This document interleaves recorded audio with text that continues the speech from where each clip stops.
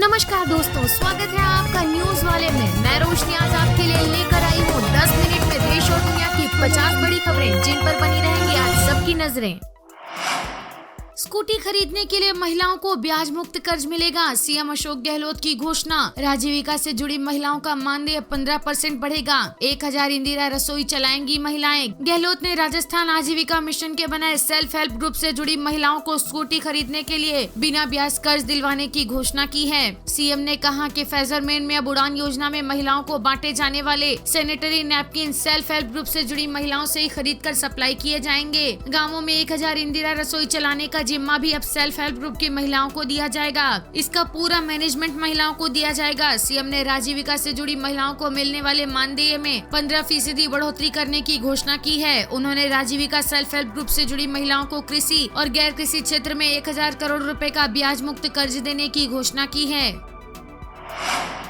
50,000 से अधिक मातृशक्तियों ने निकाली कलश यात्रा, Guinness book of world record में नाम होगा शामिल। राजगढ़ में राजगढ़ के पूर्व विधायक हरिचरण तिवारी के पुत्र पंडित आशीष हरिचरण तिवारी के नेतृत्व में पंडित प्रदीप मिश्रा की कथा से पूर्व एक भव्य कलश यात्रा का आयोजन राजगढ़ शहर में किया गया। इसमें 50,000 से अधिक की संख्या में मातृशक्तियाँ शामिल हुई। भव्य कलश यात्रा में शामिल होने के लिए राजगढ़ आसपास के क्षेत्र की महिलाएं राजमहल व बड़ा महल प्रांगण में एकत्रित हुई, जहाँ से भव्य कलश यात्रा की शुरुआत की गयी, जो कि मुख्य बाजार से होते हुए नए बस स्टैंड से खिलचीपुर नाके होते हुए स्टेडियम प्रांगण में पहुंची, जहां जलाभिषेक के बाद कलश यात्रा का समापन किया गया।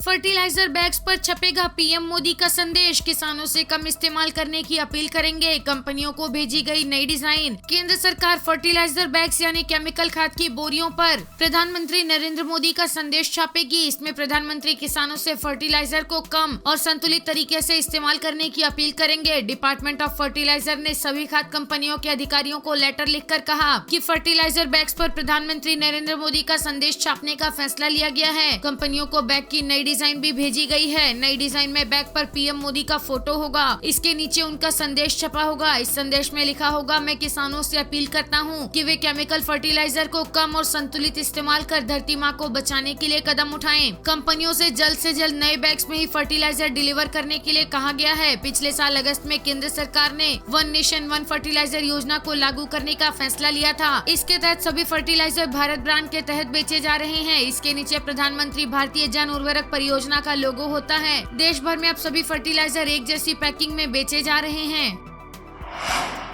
साउथ अफ्रीका जाएंगे चीन के राष्ट्रपति शी जिनपिंग। पीएम मोदी के साथ ब्रिक्स समिट में शामिल होंगे। राजकीय यात्रा भी करेंगे। समिट के दौरान दोनों नेताओं की मुलाकात लगभग तय मानी जा रही है। शी जिनपिंग अपनी 21 से 24 अगस्त की यात्रा पर साउथ अफ्रीका के राष्ट्रपति सिरिल रामाफोसा के साथ द्विपक्षीय वार्ता करेंगे। चीन ब्रिक्स संगठन का अहम सदस्य है। चीन के अलावा इस समूह में भारत, रूस, ब्राजील और साउथ अफ्रीका भी शामिल है। इस समूह का उद्देश्य दुनिया की तेजी से बढ़ती अर्थव्यवस्था वाले देशों को साथ लाना है। रूस के राष्ट्रपति व्लादिमीर पुतिन इस समिट में शामिल होने के लिए साउथ अफ्रीका नहीं जाएंगे। पुतिन के खिलाफ इंटरनेशनल क्रिमिनल कोर्ट में अरेस्ट वारंट जारी किया गया है। पुतिन इस समिट में व्यक्तिगत तौर पर शामिल न होने वाले एकमात्र नेता होंगे।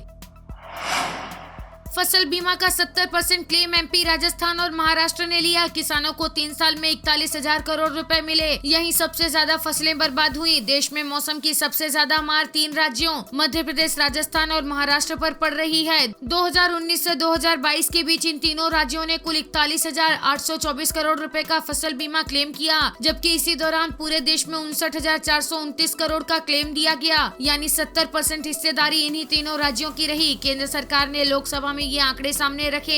फसलें बर्बाद होने की सबसे बड़ी वजह है एक्सट्रीम वेदर यानी प्रतिकूल मौसम। इस साल फरवरी महीना देश में 122 साल के इतिहास का सबसे गर्म रहा। एक साल यानी 2022 की जनवरी 122 साल के इतिहास की सबसे ठंडी थी। हर संस्था में आरएसएस के लोग मंत्रालय भी चला रहे। लद्दाख पहुंचे राहुल गांधी का बड़ा हमला। लद्दाख में राहुल गांधी ने कहा कि हर संस्थान में आरएसएस अपने लोगों को रख रहा है। राहुल ने कहा कि आरएसएस के लोग ही सब कुछ चला रहे हैं। यहाँ तक कि अगर आप केंद्र सरकार के किसी भी मंत्री से पूछेंगे तो वे आपको बताएंगे कि असल में वे अपने मंत्रालय नहीं चला रहे हैं, बल्कि आरएसएस द्वारा नियुक्त तो उनके ओएसडी चला रहे हैं। वही सब कुछ कर रहे हैं। इन्होंने कुछ ऐसा ही परिदृश्य बना रखा है। वे हर संस्थान में सब कुछ चला रहे हैं। राहुल गांधी लेह में अपने अपने पिता राजीव गांधी की जयंती पर पेंगोंग झील पर उन्हें श्रद्धांजलि देंगे। बता दें कि 20 अगस्त 1944 को पूर्व प्रधानमंत्री राजीव गांधी का जन्म हुआ था। कांग्रेस इस दिन को सद्भावना दिवस के रूप में मनाती है। सरकार ने लॉन्च किया सेंट्रलाइज्ड पोर्टल उद्गम। इसके जरिए बैंकों में अनक्लेम्ड अकाउंट और अमाउंट की जानकारी मिलेगी। बैंकों में पड़े अनक्लेम्ड पैसों और अकाउंट का पता लगाने के लिए रिजर्व बैंक ऑफ इंडिया ने एक centralized portal unclaimed deposit gateway to access information यानी उद्गम लॉन्च किया है। इस पोर्टल के जरिए खाता धारक एक ही जगह पर अलग अलग बैंक में पड़े अनक्लेम्ड अकाउंट और अमाउंट की जानकारी ले पाएंगे। इस सुविधा के जरिए अकाउंट होल्डर अनक्लेम्ड अमाउंट का पता लगाने के बाद इसे क्लेम कर अपना पैसा वापस ले सकते हैं या खाते को फिर से चालू करा सकते हैं। आप अपने बैंक से इस रकम पर इंटरेस्ट भी मांग कर सकते हैं, जिसकी भरपाई नियमों के अनुसार की जाएगी। अब घोषणाओं की जगह आगे की गारंटी दूंगा। सीएम अशोक गहलोत ने कहा, सरकार बनने पर अब दी हुई गारंटी पूरी करेंगे। मुख्यमंत्री अशोक गहलोत ने कहा कि मैंने घोषणाएं करने में कमी नहीं रखी है। मैंने कहा था आप मांगते मांगते थक जाओगे, मैं देते देते नहीं थकूंगा। अब चुनाव आने वाले हैं, चुनाव में घोषणाएं तो कर नहीं सकेंगे, इसलिए सोच रहा हूं अब मैं घोषणाएं करने की जगह आगे की गारंटी देना शुरू कर दूंगा। सरकार बनते ही आपको दी हुई गारंटी को पूरा करूंगा। गहलोत ने कहा, हम 1 करोड़ महिलाओं को आगे फ्री स्मार्टफोन देने के लिए गारंटी कार्ड देने जा रहे हैं। गारंटी कार्ड लेने वाले महिलाओं को आगे फ्री स्मार्टफोन मिलेंगे। महंगाई राहत कैंपों के जरिए भी 10 तरह की गारंटी दी गई है। आगे भी हम गारंटी देंगे। सरकार ने फैसले करने में कोई कसर नहीं छोड़ी है। राजस्थान का विकास हो रहा है। महिलाओं के लिए एक से बढ़कर एक स्कीम दे रहे हैं। महिलाएं भी हर क्षेत्र में आगे बढ़ रही हैं। जिस प्रकार से हमारे देश की महिलाओं ने आगे आकर अपनी क्षमता का परिचय दिया है, वो एक मिसाल है।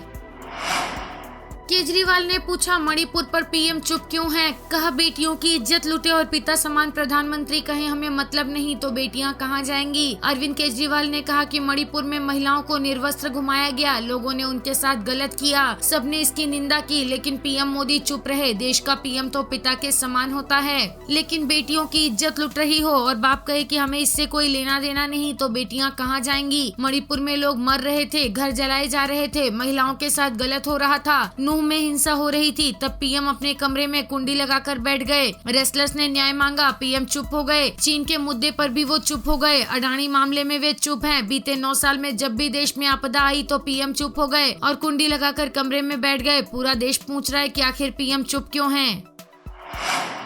शरद पवार बोले, प्रधानमंत्री मणिपुर की महिलाओं का दर्द नहीं समझते। कहा, संसद में 3-4 मिनट ही इस मुद्दे पर बोले, वे इसे लेकर गंभीर नहीं हैं। उन्होंने कहा, सरकार मणिपुर में हिंसा पर काबू पाने में पूरी तरह से फेल है। वहां 2 समुदाय लड़ रहे हैं, लोग एक दूसरे पर हमला कर रहे हैं, घरों में आग लगाई जा रही है, लोग मारे जा रहे हैं, महिलाओं को निर्वस्त्र कर खुलेआम सड़कों पर दौड़ाया जा रहा है। ये सबसे खराब स्थिति है। उन्होंने कहा, पीएम को वहाँ जाना चाहिए था और लोगों का विश्वास हासिल करना चाहिए था, लेकिन उन्होंने ऐसा नहीं किया।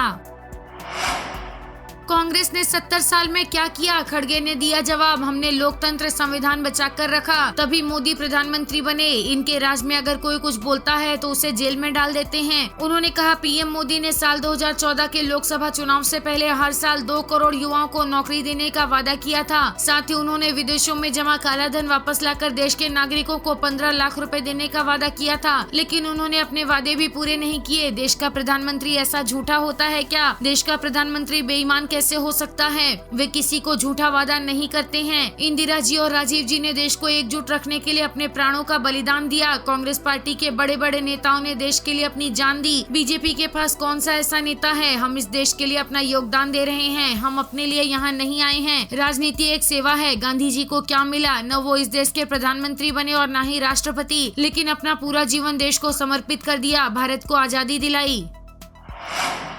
सिम कार्ड बेचने वालों का पुलिस वेरिफिकेशन होगा, बल्क में सिम भी नहीं मिलेंगे। टेलीकॉम मंत्री बोले, नियम नहीं मानने पर 10 लाख का जुर्माना। टेलीकॉम मिनिस्ट्री ने सिम कार्ड डीलर्स का पुलिस और बायोमेट्रिक वेरिफिकेशन जरूरी कर दिया है। बिजनेस, कॉर्पोरेट और बड़े ग्रुप्स के लिए बिजनेस कनेक्शन के लिए बल्क सिम भी हर कर्मचारी का KYC करने के बाद ही दिए जाएंगे। फोन कॉल से हो रही धोखाधड़ी को रोकने के लिए मंत्रालय ने ये निर्णय लिया है। नियमों का पालन नहीं करने वाले डीलर्स पर 10 लाख रुपए का जुर्माना लगाया जाएगा। नियमों का पालन नहीं करने वाले डीलर्स पर 10 लाख रुपए का जुर्माना लगाया जाएगा। इसी साल मई में सरकार ने फ्रॉड करने वाले 52 लाख सिम कनेक्शन को डीएक्टिवेट किया था। इसके अलावा 67,000 सिम कार्ड डीलर्स को ब्लैकलिस्ट किया।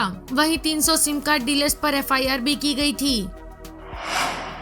पीयूष गोयल बोले, गोपनीय जानकारियां लीक होने के डर से लैपटॉप का आयात बंद, कीमतों पर नहीं पड़ेगा असर। पीयूष गोयल ने कहा कि लैपटॉप के आयात को प्रतिबंधित करने का फैसला सुरक्षा संबंधी चिंताओं को देखते हुए लिया गया है। सरकार के फैसले के कारण कीमत या उनकी उपलब्धता में कोई परेशानी नहीं होगी। भारत सरकार उद्योग के साथ जुड़ने और अन्य विकल्पों पर विचार करने के लिए तैयार है। उन्होंने कहा कि ये एक गंभीर सुरक्षा का मुद्दा है। भारत ने टेस्ला पर भी चीन के कारण रोक लगा दी थी। हम सुरक्षा को लेकर काफी सतर्क हैं। वीडियो पसंद आया हो तो लाइक, शेयर और सब्सक्राइब करना ना भूलें।